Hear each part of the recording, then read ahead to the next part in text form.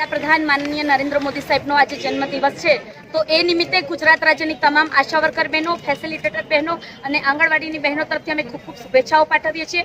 અને અમે જે લાંબા સમયથી લડત લઈને ચાલી રહ્યા હતા એના પરિણામ સ્વરૂપે વડાપ્રધાન નરેન્દ્ર મોદી સાહેબે આશા વર્કર બહેનો સાથે અને આંગણવાડીની બહેનો સાથે સીધો સંવાદ કર્યો હતો અને આશા વર્કરના પ્રોત્સાહન રકમમાં વધારો કરીને ડબલ કર્યો હતો.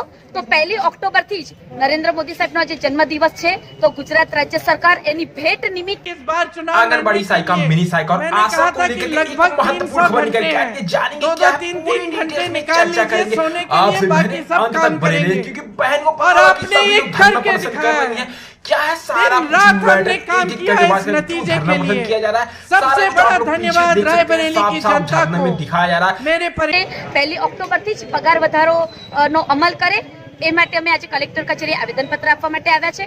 અને સાથે જ આશા વર્કર સાથે ખભે ખભો મિલાઈને ફેસિલિટેટર બહેનો કામ કરી રહી છે, પરંતુ એમાં ઘોર ઉપેક્ષા થઈ છે આ મહિલાઓની. તો ગુજરાત રાજ્યની તમામ ફેસિલિટેટર બહેનોનો પગાર પણ 1 ઓક્ટોબરથી ડબલ કરી દેવામાં આવે.